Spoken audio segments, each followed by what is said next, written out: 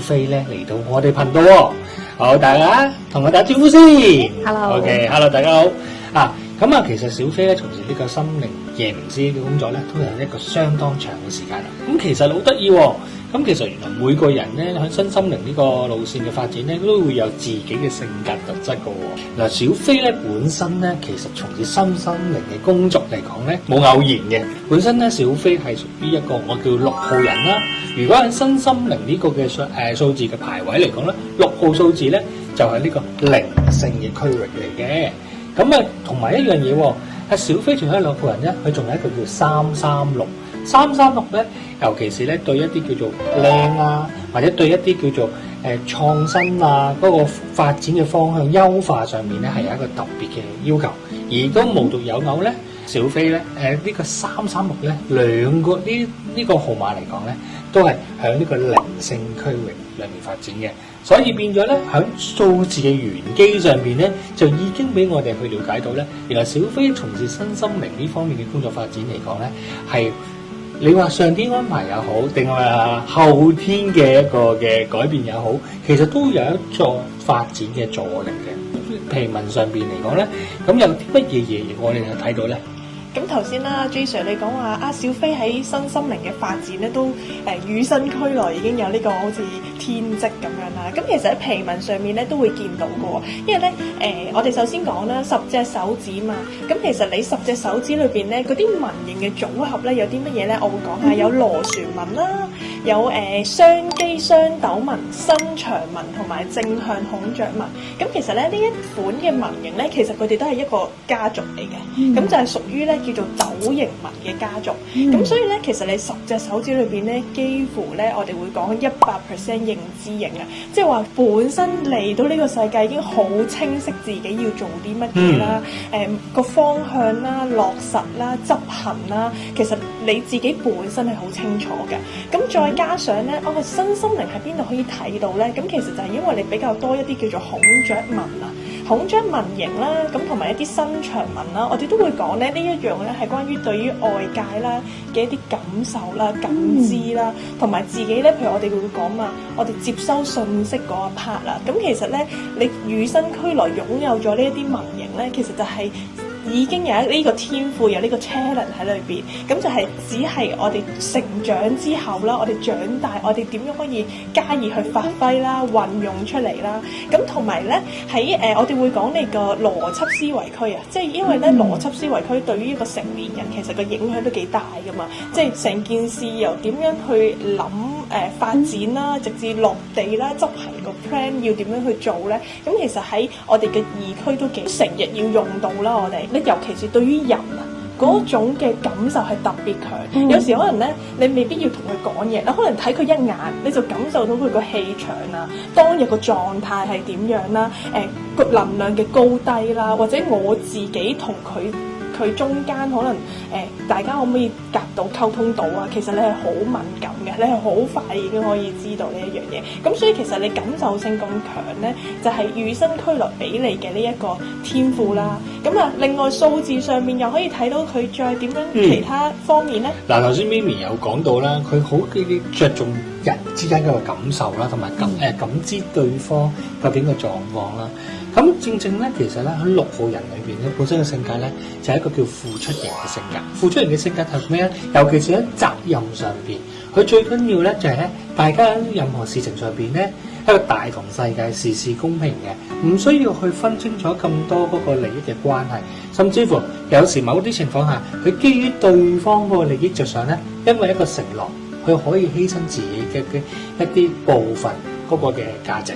而成就咧，對方去攞到佢想要嗰個嘅目的，咁呢個都係6號人嘅一個性格嚟嘅。同埋另外一樣嘢咧，6號嘅人咧，天生咧去關懷別人嘅一個數字。關懷別人嘅意思係啲乜嘢嘢咧？佢對自己嗰個要求嚟講咧，佢唔係冇啊，只不過就係佢對於承諾嗰個要求，尤其是佢睇到一個身邊嘅朋友，佢認為佢應該要所得到嘅係有咁多咧，佢可以為別人發聲，就算當事人佢亦冇去爭取都好啦，佢會覺得唔得喎，呢樣嘢係你應得嘅喎，你必須要去爭取嘅喎。既然如果你有怕醜嘅話，唔緊要，我幫你爭取。咁要問下小飛啦，會瀨嘢嘅。嗱，小飛，嗱頭先你都聽到啦，我同 Mimi 咧，對於你喺身心靈呢個路線嘅發展嘅一個基本嘅性格分析嚟講咧，聽咗少少啦。咁你聽完之後有啲咩嘢嘅感受啊？我都幾開心嘅，乜原來我咁好嘅咩？咁其實我覺得你哋都講得好啱嘅。咁首先其實講咗第一樣嘢咧就係其實我係真係會感受到人哋嘅感受嘅。係啦，咁同埋最緊要嘅話，嗰樣嘢咧，即係喺我做呢個行業嚟講啦，並唔係我去感受到人哋嘅感受咁簡單，而係真係我願意喺佢有需要嘅時候，去將可能我嘅能量或者係將我嘅愛去俾佢。咁呢個係的確係真係我而家喺度做緊嘅嘢，亦都係我想做嘅嘢嚟嘅。咁所以係好開心嘅，但係我又覺得好似我冇講到咧，我咁付出喎，係我自己唔覺咧。皮紋嘅紋型上面啦，其實你係會自己去接收到一啲嘅可能信息啦，或者嗰個人嘅狀態啦、氣場啦，咁再加上因為你自己其實就我哋會講話好似一個媒介咁樣，即係我接收到呢樣嘢，咁但係我嘅下一步我點樣做咧，或者我點樣可以幫到呢個人咧？其實你就好快去結果導向，即係目標導向，即係諗解決方法啦。可能每一次都唔同嘅，因為嗰個人嚟到嘅個案唔一樣咧，咁你都要用一啲彈性啲嘅方法啦去處理啦。咁所以其實你會好知道點樣做之後咧，有時未必一做即刻 work 噶嘛。但係勝在係咩咧？你嗰個堅持度啊，因為你孔雀紋比較多嘅朋友咧，原則性會強啲啦。我哋會講嘅係執着。你個執着性都好強，所以就變咗喺處理嗰件事啊，或者嗰個人嘅時候，可能未必即刻處理到，你會有少少唔忿氣啊，少少唔甘心啊，即係覺得冇理由我搞唔掂嘅，冇理由我處理唔到嘅，咁你就會不斷去諗方法。咁其實呢個過程裏邊係你累積緊啲經驗，因為你亦都多一啲我哋會講嘅新長文啦，就好似一個圖書館咁樣，其實你就要需要累積好多唔同嘅 case 啦，唔同嘅經驗啦，然之後點樣可以每一次再精益求精，點樣每一次拎得出手嘅都係幫得到人之餘，仲係會有你嘅自己 style 咯。咁啊頭先阿 Mimi 咁講咧，其實咧同你嘅性格真係好相關。你話其實點解我又唔覺咧？頭先 Mimi 講你係一個100% 認知型啦，係咪先？咁但係其實咧喺咁多個數字組合上面咧，你講起執着呢樣嘢咧，係唯獨有一個組合咧係特別對事情嘅要求係執着嘅。就係336呢個組合啦，而336呢個組合咧就係咩咧？佢對事情極致咁講啦，需要唔係完美，係需要唯美。即係喺你眼中嚟講咧，喂，100分呢個係基本嚟嘅，點可以再交行貨咧？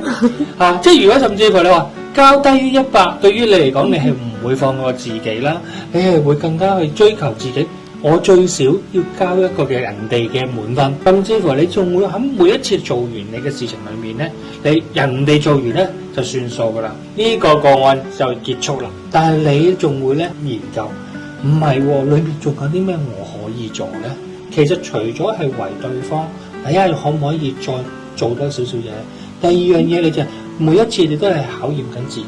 我喺呢一次裏面，我可唔可以再有地方需要去提升或者優化咧？下次我可唔可以做得更加好咧？呢個自我要求咧，喺咁多個號碼裏面咧，336呢一個要求性咧，個原則性係特別強嘅。所以不到黃河心不死到最尾你交出嚟嘅，你只會超出你自己嘅範圍，而對方咧係都未必知道嘅。因為做咗都應該噶嘛，係咪？啱唔啱？其實係佢嘅要求高同精益求精，頭先有講過啦，已經。再加上就係因為你認知型強啊，適合做呢個身心靈嘅。因為點解咧？其實我哋身心靈要接觸呢啲個案啊，或者其實佢都係比較負能量啲啦，能量比較低啲啦。咁但係其實你自身個保護力都幾強嘅。變咗去接觸佢哋嘅時候，冇咁容易俾佢哋一啲情緒拉低咗你。咁但係其次咧，就係因為有時候你會覺得處理嘅過程裏邊，即係以下需要留意，就係如果譬如你中間要處理一啲個案嘅時候啦，可能初次接觸啊，或者未真係你覺得處理得咁好嘅時候，其實你自己會翻 loop 啊，自己夜晚咧會瞓唔着啊，自己喺度諗啊，其實可以點樣做得好，你會自己同自己對話比較多，咁所以就會變咗咧即係有時我哋會講嘅一啲內耗，因為其實只不過你係想做得更加好嘅啫，其實唔係好願意將自己一啲掙扎位啊、心底嘢咧會講，即係揾人傾訴啊，或者你要揾一啲好志同道合咯，好第一次見或者好啱 level、好啱 channel 可以講咗先，係啦，咁就會好啲。咁所以呢一個係你嘅一個 release、一個釋放嘅一個途徑咯，咁樣。咁呢個位可以即係有時同自己講，擺埋一邊先，試下放鬆啲先咁樣，因為太認真啫，只不過係咁呢個都係一個可以留意嘅位咯。多謝。其實因為最主要一樣目的，佢有心裏面有個大同嘅遠景啊，而呢個遠景係佢自己想睇到嘅，令到咧你自己咧係唔識得攰嘅原因，係因為遠景大，自然就要需要一啲長時間嘅一啲嘅累積啦。我哋行得慢唔代表我哋係會俾人落後。只不過因為我哋條路需要好長時間咧，去慢慢咧去為個遠景去努力啫。咁呢一個都係我哋見得到阿小飛行緊一個不簡單的路。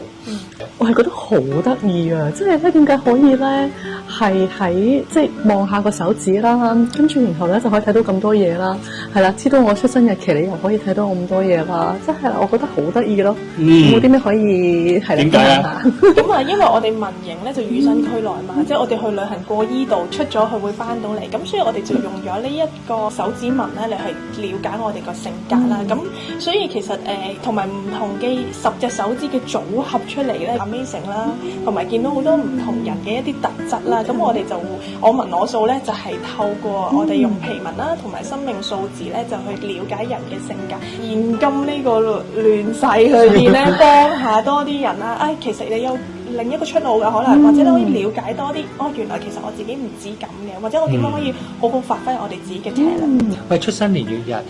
每個人嚟講都可能有機會有重複。而我紋我數嘅宗旨咧，數字上邊其實有自己嘅組合變化，每個人都會有不一樣。但係皮紋上邊咧，再加埋咧，每個人一定係天生獨有嘅。咁而因為兩者之間咧，就等於你自己本 passport 一樣。你每個人都要擁有一本好特別嘅 passport。咁所以好自然一樣嘢，你就攞住自己呢個通行證，究竟我要去邊一度旅行，或者究竟我要去走邊一個生命嘅方向，往往咧已經上天有份禮物咧，已經送咗俾你啦。只不過就係我哋未去開發，未去了解自己自身嘅潛在嘅能力咧，而令到自己咧未行到嗰個步伐嘅啫。嗰個皮紋啦，同埋數字咧兩方面咧，幫助我哋身邊嘅朋友咧，可以揾到自己嘅方向，就等於你嘅工作係咩啊？心靈夜明師一樣啦。我就會有一啲新嘅嘢想做嘅。咁而家咧，其實方向係有噶啦，究竟實際落實點樣去推行咧？其實係未有一個好清晰嘅即嘅行動可以係做得到嘅。你哋有冇啲咩建議可以俾到？或者咪咪喺皮紋上面有啲咩反映到出嚟咧？咁喺小飛嘅皮紋報告裏面啦，咁佢嘅 R1，即係我哋嘅右手手指公呢一隻咧，咁其實呢一隻咧就係自己同自己嘅關係嚟嘅，即係自我要求啦、自省能力啦、自尊感咧，都會喺呢隻手指反映到出嚟。咁而呢一隻手指咧，你係雙斗紋，好願意去接觸唔同嘅方法、唔同嘅人啊、唔同嘅事物啊或者工具咁樣啦，面前嘅個案或者客人嚟到啦，佢有呢一個情況，我就會成日用唔同嘅方法或者唔同嘅工具咧，我好想俾到呢位客人咧去真係理解啊，或者好清晰咁樣去收得到我現在有啲咩課題要處理，或者我處理嘅方法係點樣啦？呢一方面係好事嚟嘅，係令到自己嘅個案更加對自己提升信任度啦，同埋真係可以好清晰明確咁樣俾佢知道點樣可以實質上幫到佢。但係另一邊廂就會點呢？因為你不斷去諗啊嘛，你有時我哋會講話 overuse 咗，即係過勞過分咗嘅時候，咁亦都會令到自己呢好容易呢，好似燒乾咗個電池咁樣啦，咁就會容易咁樣內耗啦，或者我要不斷去尋求一啲新嘅方法，咁會有啲叫做 hard push 咗自己，即係會逼咗自己去到一個位，係啦，咁所以呢一個位呢，有好方面，亦都有另壞嘅方面，所以你自己要去點樣去拿捏嗰個掌握嗰個度咯。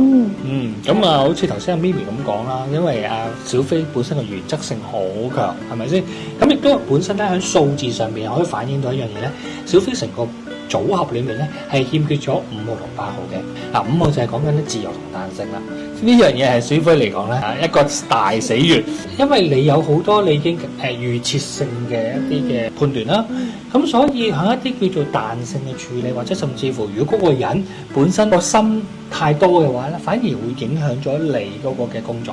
同埋另外有樣嘢就係，因為好多時你喺幫你嘅客戶去處理佢個案情況咧，有時你太過唔計較啊。因為8號咧就係講一啲財富啊，或者講權力啊呢啲個數字嚟嘅，唔係話小飛有冇錢嘅問題，你係不停地咧係喺呢個原則性之下，你不斷係